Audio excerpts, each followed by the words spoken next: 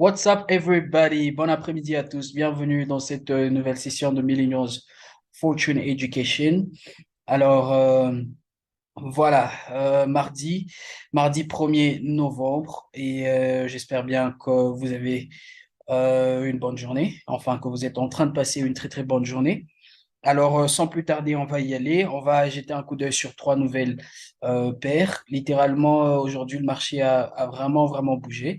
Et comme vous le savez, c'est une semaine un peu plutôt mouvementée avec des news et consorts. Et voilà.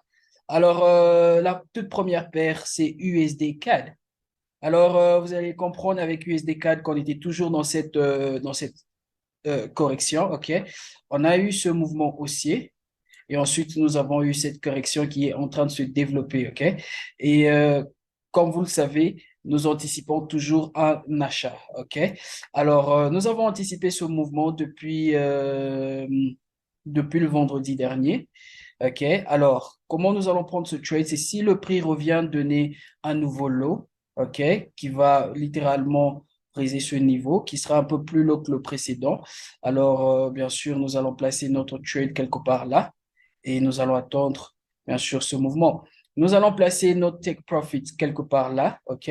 Et ensuite, on va essayer d'observer et voir comment le prix va se comporter à ce niveau littéralement, OK? Voilà, avec USD CAD.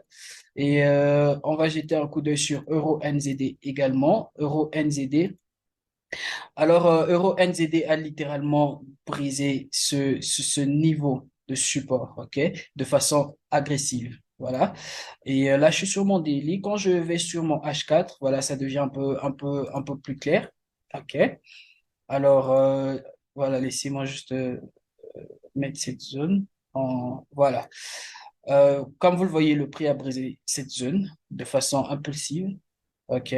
Alors, une correction quelconque. OK. Très probablement, nous aurons une correction. OK. Qui va venir à ce niveau. Et si nous avons une correction, ça va juste nous confirmer la continuation de ce mouvement baissier. OK. Donc, souvenez-vous qu'on était en train d'anticiper ce mouvement baissier et c'est ce mouvement qu'on continue à rechercher, ce long mouvement baissier. OK. Et là, c'est Euro NZD. Et puis la dernière paire, c'est USD ZAR. OK? C'est USD contre le rand sud-africain. Alors, je vais aller sur le H1. Comme vous le voyez, le prix nous a donné ce grand mouvement haussier. OK? Nous avons eu ce grand mouvement haussier. Alors, littéralement,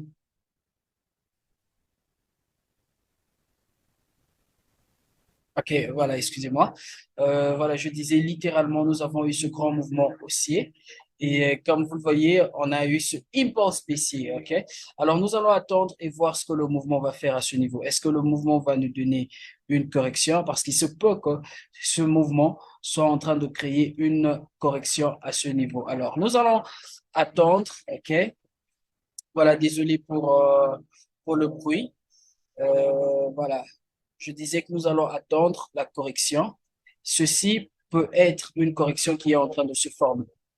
Alors, avec cette correction, littéralement, nous allons voir, OK, comment prendre une position. Parce que nous regardons ce mouvement haussier, OK, et bien sûr, après ce mouvement haussier, nous avons bien sûr euh, ceci-là qui est comme un retracement, mais il se peut que ceci soit en train de former une correction. Ok? Donc, nous allons garder un œil dessus et voir bien sûr ce que le prix va faire littéralement. Donc, voilà les trois paires.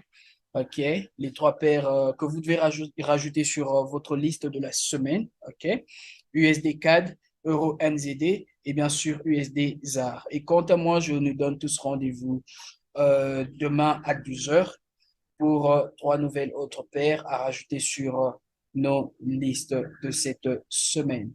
Que Dieu nous bénisse. Bon après-midi chez vous et rendez-vous demain à 12 heures.